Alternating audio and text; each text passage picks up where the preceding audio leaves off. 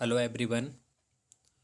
इस वीडियो में हम वीडियो बीपीडीओ का जो क्रैश कोर्स है उसकी 8th वीडियो है। इससे पहले हमने 7 वीडियो बना दी हैं, उसको आप देख सकते हैं। ये पीसीएस की जो स्टैंडर्ड बुक होती हैं उनके बने हुए नोट्स हैं। तो इसमें बहुत सारे फैक्ट आपको एक्स्ट्रा मिलेंगे जो एग्ज़ाम की दृष्टि से इम्पोर्टेंट हैं। तो सबसे पहले देखते हैं हम। इससे पहले हमने राष्ट्रपति उपराष्ट्रपति पढ़ लिए थे, अब पढ़ते हैं हम प्रधानमंत्री। तो प्रधानमंत्री जो है 75 के पहले, इससे पहले देख लेते हैं 74 में क्या कहा गया है कि 74 में जो है राष्ट्रपति को सलाह एवं सहायता हेतु एक मंत्री परिषद होगी जिसका अध्यक्ष कौन होंगे, तो वो होंगे पीएम। तो राष्ट्रपति को सलाह एवं सहायता हेतु एक मंत्री परिषद होगी, ये आर्टिकल 74 में कहा गया है। उसके बाद आर्टिकल 75 क्या कहता है कि पीएम की नियुक्ति राष्ट्रपति करेगा, अन्य मंत्रियों की नियुक्ति पीएम की सलाह पर राष्ट्रपति करेगा। तो जो पीएम की नियुक्ति है वो राष्ट्रपति करेगा। वो इस तरीके से करेंगे कि जो लोकसभा इलेक्शन होते हैं उसमें जो बहुमत दल का नेता होता है वो पीएम के रूप में चुने जाते हैं और उनकी नियुक्ति राष्ट्रपति करता है। मतलब उनको जो है शपथ और इस तरीके से सभी जो सदस्य मंत्रीगण हैं उनको वो जो है शपथ दिलाई जाती है। तो ये 75 के वन में कहा गया है।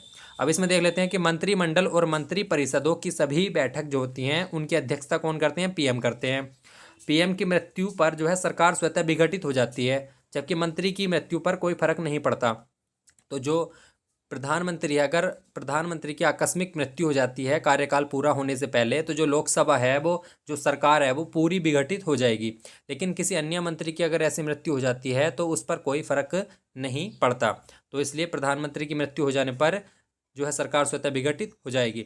उसके बाद 91वां संविधान संशोधन 2003 में हुआ था। इसके अकॉर्डिंग मंत्रिपरिषद में पीएम सहित जो है वो मंत्रियों की संख्या कुल लोकसभा सदस्यों के 15 से अधिक नहीं हो सकती। जैसे 100 है तो 15 सदस्य से ऊपर मंत्री जो है नहीं बन सकते। तो ये 91वां संविधान संशोधन 2003 में कहा गया।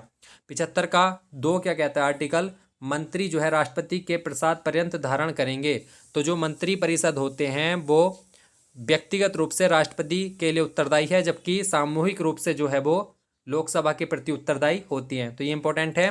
75 के 2 में जो है वो मंत्री राष्ट्रपति के प्रसाद पर्यंत पद धारण करेंगे, जबकि मतलब व्यक्तिगत रूप से जो होते हैं वो राष्ट्रपति के रूप जो है प्रति उत्तरदायी होते हैं। जबकि 75 के 3 में कहा गया है कि वो लोकसभा के प्रति उत्तरदायी होते हैं सामूहिक रूप से।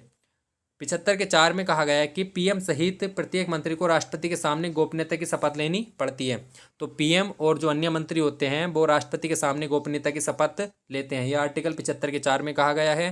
75 का 5 जो है वो कहता है कि कोई मंत्री संसद का सदस्य नहीं है तो 6 महीने के भीतर सदस्य बनना अनिवार्य है।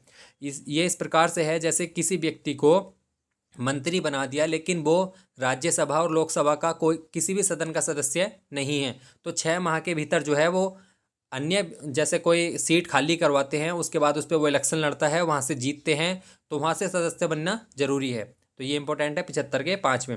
अनुच्छेद 78 कहता है कि पीएम राष्ट्रपति मंत्री परिषद के बीच संवाद की कड़ी के रूप में कार्य करते हैं। तो राष्ट्रपति और मंत्री परिषद के बीच में संवाद की कड़ी के रूप में कार्य करते हैं।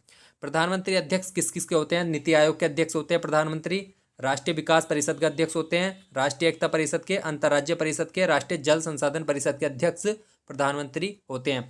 जबकि जीएसटी का अध्यक्ष जो है वो वित्त मंत्री होता है, क्षेत्रीय परिषद का अध्यक्ष जो है वो गृह मंत्री होता है। तो ये भी आपको याद रखना है।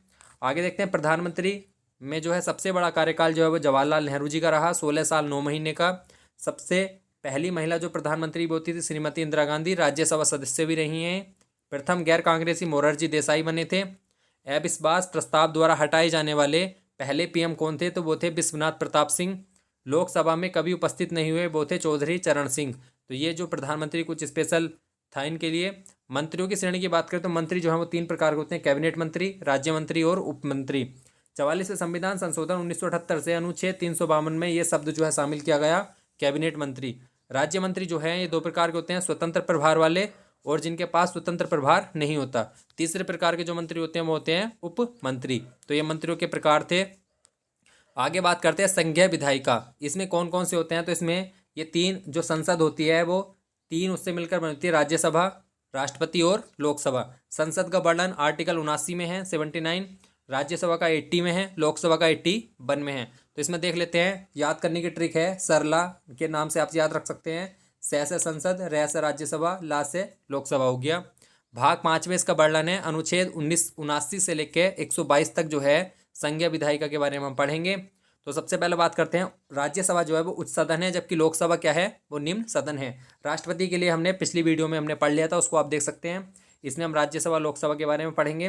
राज्यसभा में जो अधिकतम सीटें हैं वो 250 हो सकती हैं, जबकि लोकसभा में कितनी हो सकती हैं, 552। अब वर्तमान में कितनी सीटें हैं, तो वर्तमान में जो है 245 सीटें जो है राज्यसभा की हैं, जिसमें 233 निर्वाचित हैं और 12 सदस्यों को जो राष्ट्रपति जो है वो मनोनीत करते हैं, राष्ट्रपति के द्वारा मनोनीत किए जाते हैं। इसमें जो है 233 जो निर्वाचित होते हैं उसमें 225 राज्य से और 8 जो है केंद्र शासित प्रदेश से जो है चुनकर आते हैं।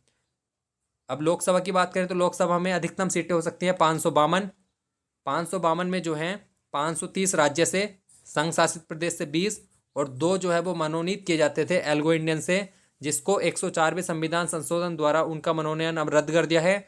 जो आने वाली लोकसभा होगी उसमें इनको नहीं मनोनीत किया जाएगा, लेकिन जो वर्तमान लोकसभा है उसमें ये रहेंगे। तो ये जो संशोधन है ये जो वर्तमान में है उस तक रहेगा, उससे आने वाली जो है उसमें हटा दिया जाएगा। तो राज्य से जो है 530 आते हैं, जबकि संघ शासित प्रदेश से 20 में से 13 आते हैं और मनोनीत कितने हैं, 2। तो वर्तमान में जो है 545 सदस्य इसके हैं। गठन जो इसका हुआ था वो 17 अप्रैल 1952 को हुआ। बैठक इसकी मई 1952 में हुई थी। 104वां संविधान संशोधन द्वारा एल्गो इंडियन जो था इसका मनोनयन रद्द कर दिया है। राज्यसभा की बात करें तो इसका गठन 3 अप्रैल 1952 को हुआ। पहली बैठक 13 मई 1952 को हुई। सदस्य की बात करें तो इसके लिए अहर्ता क्या होती है कि भारत का नागरिक होना जरूरी है, 30 वर्ष आयु कम से कम होनी चाहिए, कार्यकाल 6 वर्ष का होता है और प्रत्येक 2 वर्ष में 1/3 सदस्य जो है अवकाश पर जाते हैं। लेकिन लोकसभा के लिए क्या है, भारत का नागरिक तो सेम है, लेकिन लोकसभा के लिए 25 वर्ष है जबकि राज्यसभा के लिए 30 वर्ष है। कार्यकाल जो है इसका 5 वर्ष होता है जबकि इसका 6 वर्ष होता है और जो है ये विघटित हो सकती है, लेकिन ये राज्यसभा जो स्थायी सदन है यहाँ पे प्रत्येक 2 वर्ष में 1/3 सदस्य अवकाश पर जाते हैं। आपातकाल में बात करें तो इसका कार्यकाल 5 वर्ष से आगे बढ़ाया जा सकता है, लेकिन एक बार में 1 वर्ष से अधिक नहीं बढ़ा सकते। तो 5 वर्ष से आगे इसको बढ़ा सकते हैं और एक बार में 1 वर्ष से अधिक नहीं बढ़ा सकते। 42वें संविधान संशोधन जो है उसके द्वारा इसकी अवधि 5 वर्ष से 6 वर्ष कर दी गई थी, जो 1971 से 77 तक रहा। लेकिन 44वें संविधान संशोधन 1978 में जो है फिर से इसको घटाकर 6 वर्ष से 5 वर्ष तक कर दिया। उसके बाद लोक प्रतिनिधि अधिनियम 1951 के बारे में पढ़ते हैं कि राज्यसभा के लिए जो निर्वाचन है उसके लिए राज्य का निवासी होना जरूरी था और उसका नाम राज्य की मतदाता सूची में होना चाहिए। तो जैसे उत्तराखंड की बात करें तो उत्तराखंड में जो 3 राज्यसभा सीट है उसके लिए पहले क्या था, 2003 से पहले अगर कोई राज्यसभा सदस्य बनता है तो वो अपने उत्तराखंड का स्थायी होना चाहिए, मतलब हर राज्य के लिए ये बात थी। तो मतलब उस राज्य का निवासी होना चाहिए और उस मतदाता सूची में उसका नाम होना चाहिए। लेकिन 2003 में इसको संशोधित करके निवास की शर्त हटा दी और पहले गुप्त मतदान की व्यवस्था के स्थान पर खुले मतदान को लागू कर दिया। तो पहले गुप्त मतदान था लेकिन अब खुले मतदान को लागू कर दिया है। राज्यसभा सदस्यों को जो निर्वाचन होता है वो MLA के द्वारा होता है, विधायकों के द्वारा होता है। संघ शासित प्रदेश का राज्यसभा में स्थान है तो 3 जो हैं संघ शासित प्रदेशों को राज्यसभा में स्थान मिला है। दिल्ली को 3 सीटें हैं, पुडुचेरी जो है उसको 1 सीट है, जम्मू कश्मीर को 4 सीट मिली है, जबकि लद्दाख को राज्यसभा में नहीं मिली है। शेष जो 5 हैं, वर्तमान में 8 केंद्र शासित प्रदेश हैं तो उनके लिए राज्यसभा में स्थान नहीं है। राज्यसभा पदाधिकारी की बात करें तो सभापति और उपसभापति होते हैं राज्यसभा के। तो भारत का जो उपराष्ट्रपति होता है वही राज्यसभा के पदेन सभापति होते हैं, लेकिन वो राज्यसभा के सदस्य नहीं होते। इसलिए अगर कभी संयुक्त बैठक होती है तो वहाँ पे जो उसकी अध्यक्षता करते हैं वो लोकसभा अध्यक्ष करते हैं। अगर लोकसभा अध्यक्ष अनुपस्थित है तो उपाध्यक्ष करेंगे और लोकसभा उपाध्यक्ष भी अनुपस्थित है तो सभापति जो है वो संयुक्त बैठक जो है उसकी अध्यक्षता नहीं कर सकते, क्योंकि ये किसी भी सदन के सदस्य नहीं होते। तो ये इंपॉर्टेंट है, संयुक्त बैठक जो होती है उसकी अध्यक्षता कभी उपराष्ट्रपति नहीं कर सकते। जो राज्यसभा के सभापति के रूप में कार्य करते हैं तो ये कभी संयुक्त बैठक की अध्यक्षता नहीं कर सकते, जबकि उपसभापति कर सकते हैं क्योंकि ये राज्यसभा के सदस्य होते हैं। तो भारत के उपराष्ट्रपति ही पदेन सभापति के रूप में कार्य करते हैं ये, लेकिन राज्यसभा के सदस्य नहीं होते। उपराष्ट्रपति जब राष्ट्रपति के कार्यों का निर्वहन करते हैं तो उस समय राज्यसभा में जो है उपसभापति सभापति की भूमिका निभाते हैं। तो जब कभी राष्ट्रपति की अनुपस्थिति में उपराष्ट्रपति जो है राष्ट्रपति का कार्य करते हैं तो जो राज्यसभा का सभापति है उस कार्य को जो है वो फिर उपसभापति देखते हैं। यहाँ पे जो है इस कार्य को ये फिर नहीं देखेंगे। तो उस समय जो है उपराष्ट्रपति को राज्यसभा के जो पदेन सभापति हैं उसके वेतन भत्ते भी नहीं प्राप्त होते हैं, राष्ट्रपति के वेतन भत्ते प्राप्त होते हैं। उपसभापति की बात करें तो राज्यसभा एक सदस्यों में से एक व्यक्ति को उपसभापति के लिए निर्वाचित करती है। राज्यसभा की गणपूर्ति के लिए बात करें तो 1/10 सदस्यों को उपस्थित होना जरूरी है।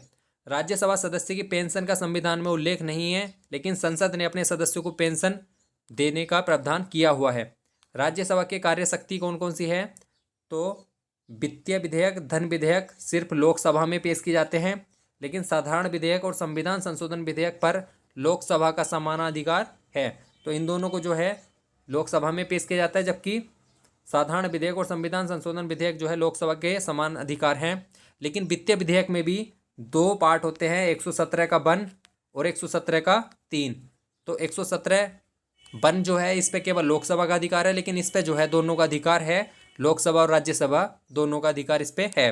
अन्य शक्ति जो है ये दोनों इंपॉर्टेंट है। ये 2 बड़ी शक्ति जो है राज्यसभा को दी गई हैं। अनुच्छेद 249 क्या कहता है कि उपस्थित और मतदान करने वाले 2/3 सदस्यों के बहुमत से राज्य सूची के किसी विषय को राष्ट्रीय महत्व का घोषित कर सकती है, तथा राज्य सूची के किसी विषय पर कानून बनाने का अधिकार जो है वो राज्यसभा को है। तो ये बहुत ज़्यादा इंपॉर्टेंट है कि राज्य सूची का कोई भी विषय है उस पर जो है राज्यसभा कानून बना सकती है। अनुच्छेद 312 क्या है कि अखिल भारतीय सेवाओं का सृजन कर सकती है। तो जो भारत में अखिल भारतीय सेवाएं हैं वो है IAS, IPS और IFS जो है ये भारतीय सेवाएं हैं। तो इनका जो है सृजन राज्यसभा कर सकती है आर्टिकल 312 से। मतदान और जो मतदान करने वाले सदस्य होते हैं उनके 2/3 सदस्य से संसद में स्थापित कर सकती है। ये दोनों शक्ति जो है राज्यसभा को दी गई हैं। इनका संबंध इसलिए है क्योंकि संघात्मक ढांचे से है, क्योंकि जो है राज्य सूची जो है वहीं से राज्यसभा सदस्य चुन के आते हैं, तो संघात्मक ढांचे से इनका संबंध है, इसलिए ये दोनों शक्ति जो है राज्यसभा को दी गई हैं। अन्य शक्ति कौन कौन सी है? राष्ट्रपति उपराष्ट्रपति के निर्वाचन में राज्यसभा का समान रोल है। सुप्रीम कोर्ट मुख्य न्यायाधीश तथा राष्ट्रपति के महाभियोग प्रक्रिया में भी राज्यसभा का इंपॉर्टेंट रोल है। उपराष्ट्रपति की महाभियोग प्रक्रिया सिर्फ राज्यसभा में ही होती है, लोकसभा का उसमें केवल साधारण बहुमत से सहमति होनी जरूरी है। जबकि उपराष्ट्रपति के लिए 50% + 1 का जो है सदस्य अगर सहमत है महाभियोग के लिए तो उपराष्ट्रपति को हटाया जा सकता है, केवल राज्यसभा में ये प्रक्रिया होती है। केंद्रीय मंत्री जो राज्यसभा का सदस्य है लोकसभा की कार्यवाही में भी भाग ले सकता है। अगर कोई मंत्री है वो राज्यसभा का सदस्य है तो लेकिन वो मंत्री है तो वो लोकसभा की कार्यवाही में भी भाग ले सकता है। आगे बात करते हैं संसद में विधि निर्माण। तो संसद में विधि निर्माण जो है वो अनुच्छेद 107 से 111 तक है। संसद का सबसे प्रमुख कार्य जो है वो है कानून बनाना। संसद कानून बनाती है। तो ये कानून बनाते हैं तब जब विधेयक आते हैं। तो विधेयक 2 प्रकार से आते हैं, प्रस्तुतकर्ता के आधार पर या प्रक्रिया के आधार पर। प्रस्तुतकर्ता क्या होता है कि जब सरकारी विधेयक होता है और गैर सरकारी या प्राइवेट विधेयक कहा जाता है उसको।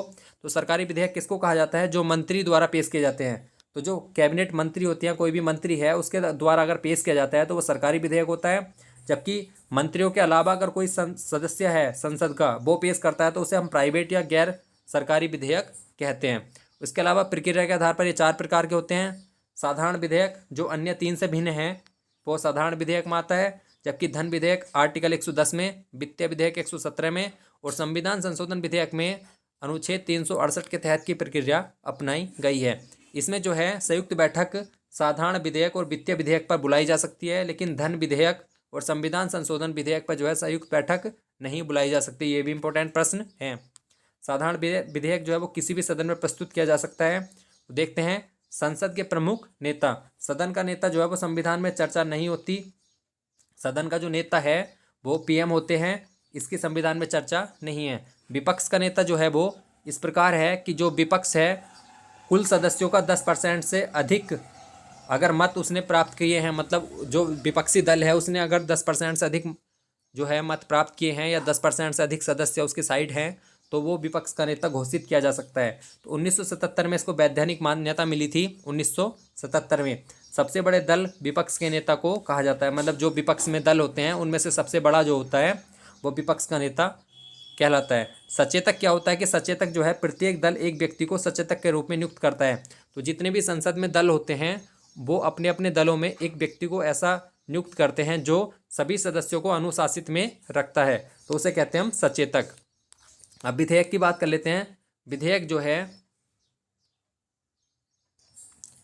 विधेयक और जो संयुक्त बैठक का प्रावधान है और अन्य लोकसभा और राज्यसभा के जो मतलब लोकसभा और राज्यसभा को कौन कौन से अधिकार दिए गए हैं, किस क्षेत्र में इनको समान अधिकार है, किस में राज्यसभा को अधिक है, किस में लोकसभा को अधिक है, वो अगली वीडियो में हम पढ़ेंगे। तो इस वीडियो में सिर्फ इतना ही। इससे पहले हमने 7 वीडियो अपलोड किए हैं, वो आप देख सकते हैं। धन्यवाद।